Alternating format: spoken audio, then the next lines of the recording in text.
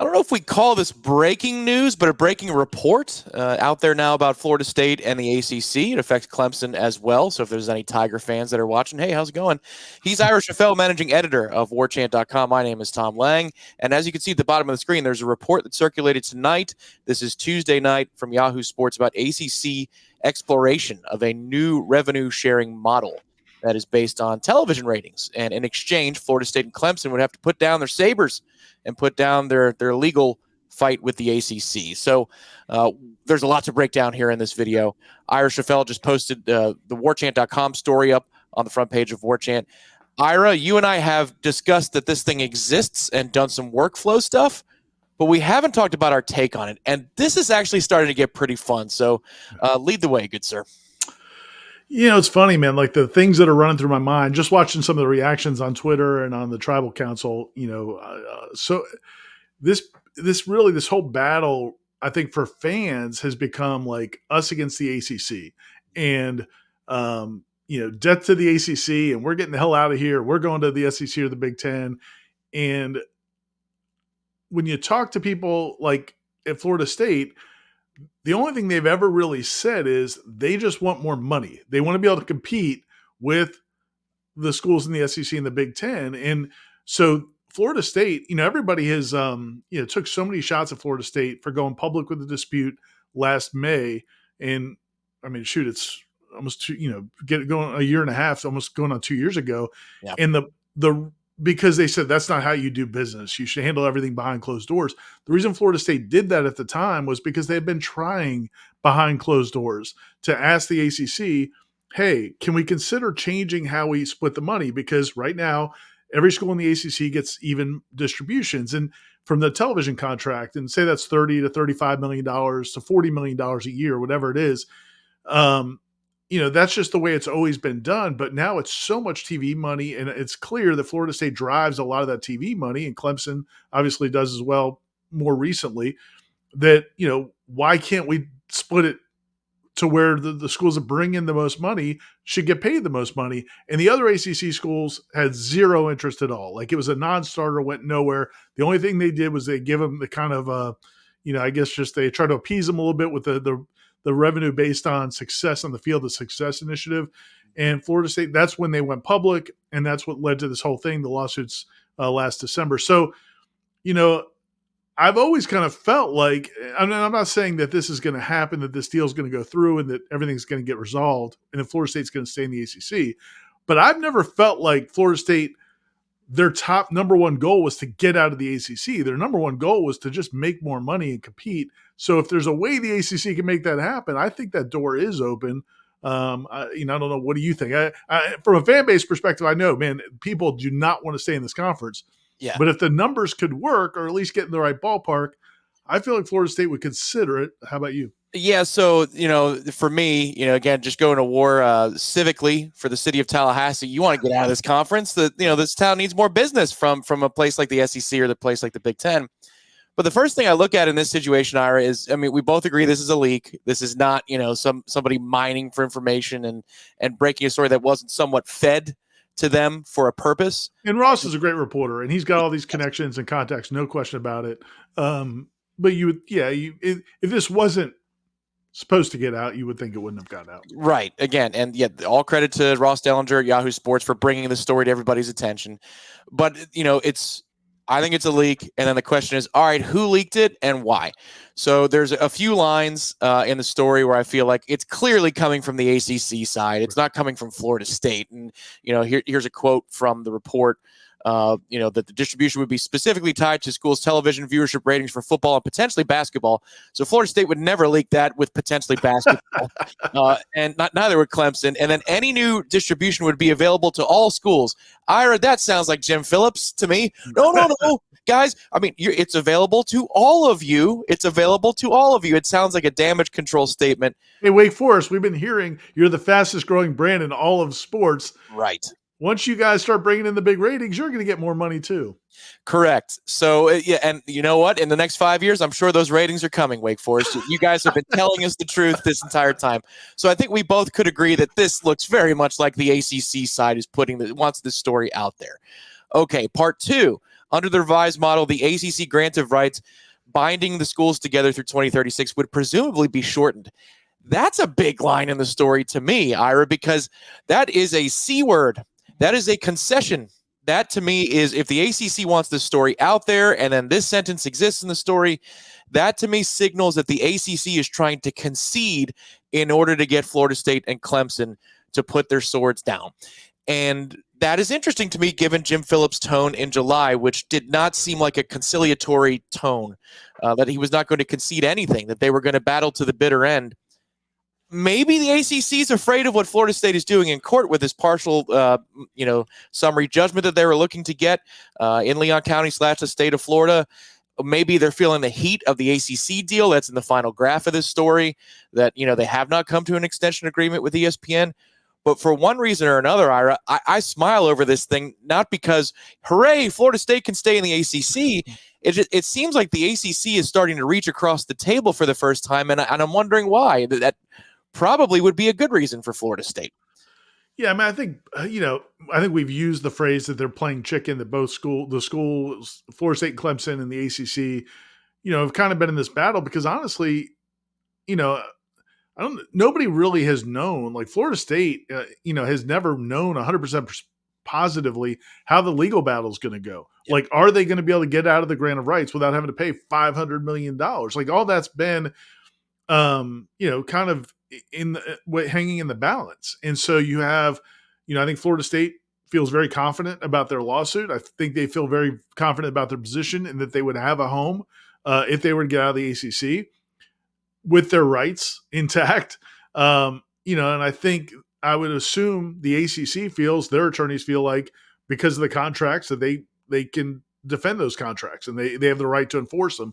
I would assume that, because of the way things have gone, especially in Leon County Court, like the ACC has been trying to get the cases moved to North Carolina, and Judge Cooper in Leon County has not shown any interest in that at all. He believes that Florida State should be heard, their lawsuit should be heard in Leon County. Well, if that's the case, man, all of his rulings so far have seemed to be very positive for Florida State. The appeals court right now is considering an appeal from the ACC. There certainly would have to be some concern on the ACC's part, because if Florida State or Clemson win their lawsuits, the league is screwed.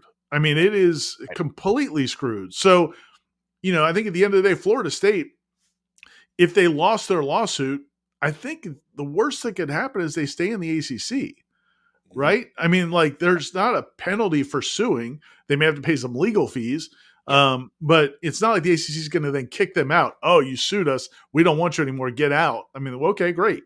So the most risk is on the ACC side. So yeah, I wouldn't be surprised at all if they're and from Florida State's perspective, if you're going to play a game of chicken, and that if you don't play that game of chicken, you're going to get squashed by the SEC and the Big Ten, then you've got to play the game, because you got to take whatever you can to avoid that destiny. Yeah. So Florida State's always felt like, to me, a stronger position in terms of less to risk and more to gain by going through this battle than the ACC had. I think the ACC has more to risk. Yeah, in a way too, but both are fighting for their existence. Like, the ACC is fighting for their existence as a conference that's on the power level, and then Florida State is fighting for its existence to compete within the power structure, within the power level. So there is desperation on both sides. But again, this, to me, Ira, this goes back to the question too. Like, okay, so if the ACC is leaking this, why? Well, my thing would be, there are multiple sentences in this article that are talking about, well, it's unclear how much support there is for this idea. Yeah. I feel like it might be that Phillips is feeling the squeeze. And again, this is all my personal opinion, but this is why I love this stuff. We're just talking. We're just two guys talking.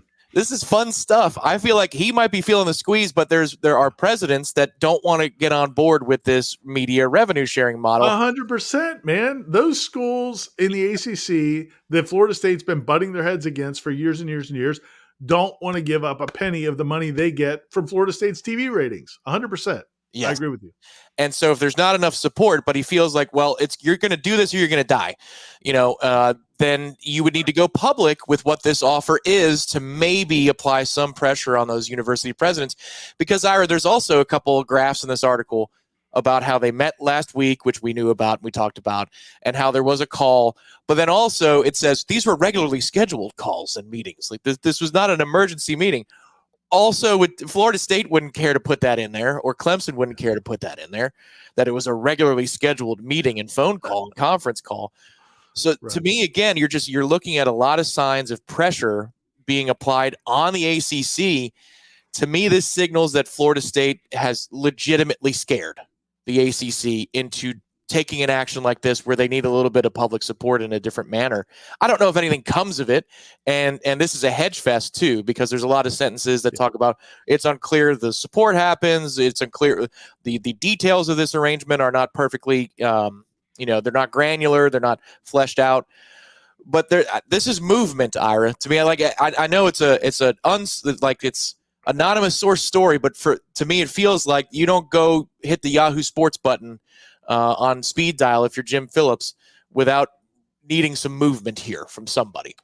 Yeah, and really quick while I talk, could you pull up the quote from Jim Phillips from the story I posted that you dug up those old quotes? The quote about what is the goal of the lawsuit? So Jim Phillips, Peter Collins, Peter Collins, FSU's Board of Trustees chair, spoke to the Tiger Bay Club, the Capital Tiger Bay Club in Tallahassee 2 or 3 months ago. We went out and covered it in June. Somebody asked him, there's basically a Q&A forum with the audience, and somebody asked him, like, what is the end goal? What's your end goal for the lawsuit against the ACC? And it was an interesting question, because I think most people, as we said at the beginning of this, have had the perception that Florida State just wants to get out of the ACC. And Jim Phillips' response was... Or Peter Collins? Yeah. Peter Collins' reply. There's the one line about, I think the last line there, he said, I think our ultimate goal is to get paid for what we're worth. Mm-hmm. And so, and I'll leave it at that. And I thought that was a telling quote, because he didn't go on to say, we're suing to get out of the conference. He just said, we want to get paid what we're worth. So I've always felt like, and in private conversations I've had with people at FSU, that, hey, listen, man, we've never said we're definitely leaving.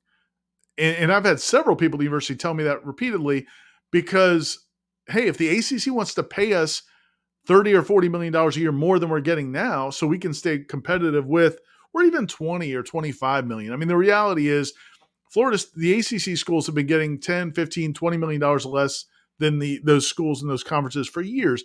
And they made it up through fundraising and ticket sales in different ways.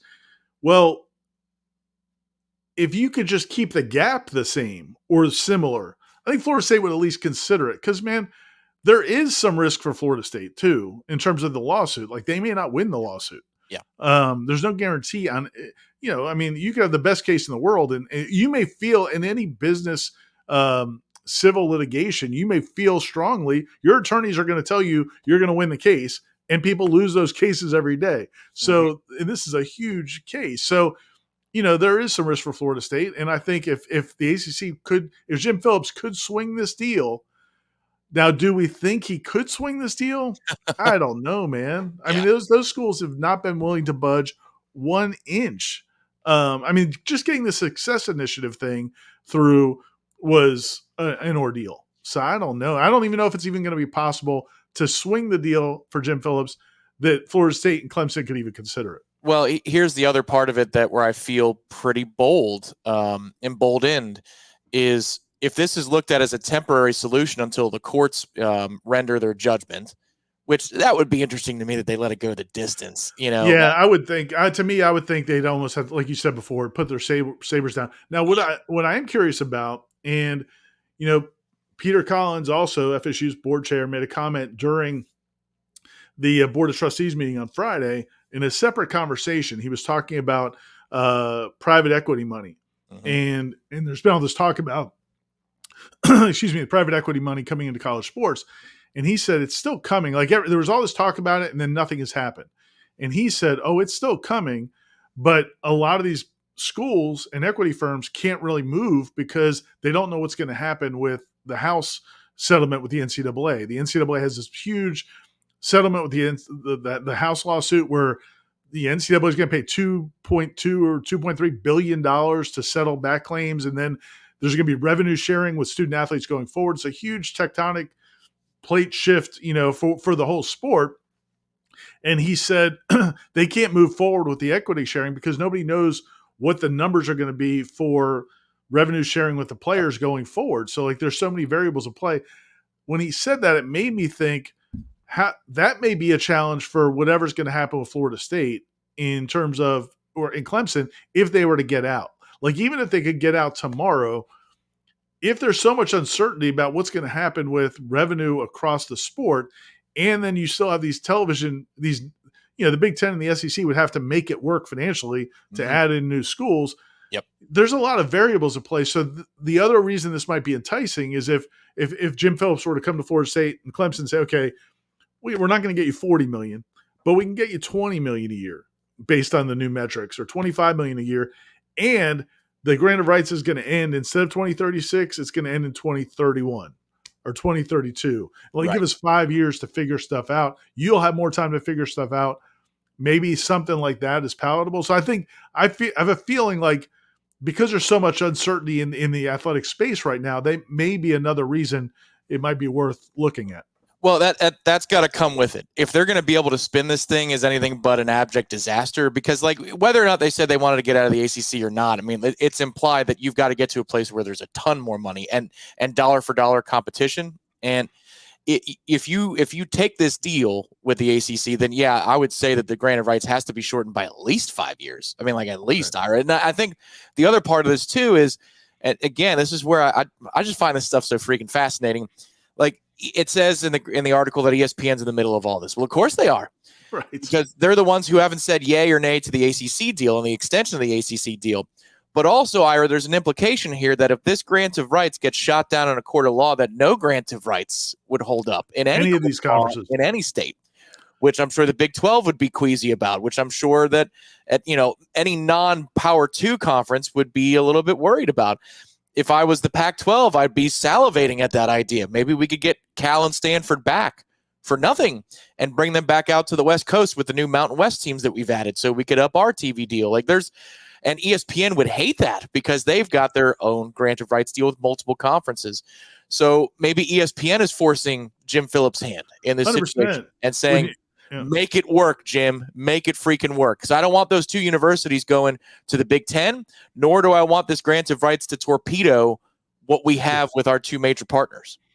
Yeah, Hal Martinborough, local attorney, goes by All Noles on various message boards and on Twitter. And he's been named in these lawsuits because of posts he's made on Warchant through the years about this lawsuit. And he's an attorney and has worked on a lot of business dealings. We were texting the other day when FSU submitted their claim for, what was it, preliminary judgment? Yeah, is that what partial summary judgment? Summary judgment. Yeah. And he said when he was reading the way FSU's case, and he's not always been bullish on FSU's case, and he said, and they may be onto something here with this part about this not being defined. If the schools leave, are they still members of that's maybe not really spelled out clearly by the grant of rights and the television contract. So yeah, man, ESPN could be spooked, and they could have gone to Jim Phillips and said, hey man, we got to figure this out. And then maybe you're going to have a hard time getting these other schools to get on board. But here's the other thing though. The only thing I would say to Florida State fans, because I get it, man. I understand what you're saying, that everybody just wants out. And I get it. We've all had these ideas of like what it's going to be to get Oklahoma in Doak or get, Michigan in Doak and all that. And that's all wonderful. Maybe it'll happen.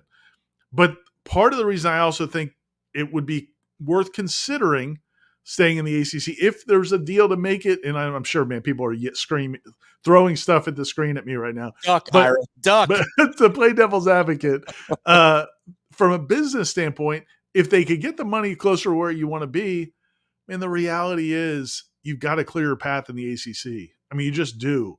You're to get into the playoff. If there's a 12-team playoff or 14-team playoff, whatever, man, from a competitive standpoint, you're going to have a much better chance to get in, I think, on a yearly basis in the ACC. So those are things to just, again, man, there's things to consider. And this may not even be a long-term play. Maybe it's just a 5-year thing until all of college football resets. Yeah. I just think I think Florida State people, what I'm preparing you for is I think the people at FSU, the power structure, may have more of an open mind than Yeah, we might think. that's fair. I don't have that open mind. I say, but there's also, you could say, playoffs. I'm just trying to win a game, and that's also what's happening in the immediate.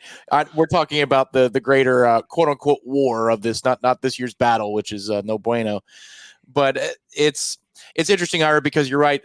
The tectonic plates are shifting in college football. The networks are going to take this thing over, and there's going to be a reclassification of this sport. I would think it's going to go to its own place. And if it happens in 5 years, what did you do all this movement for? Well, but here's the thing, man. If Florida State hadn't done this, is why it would not.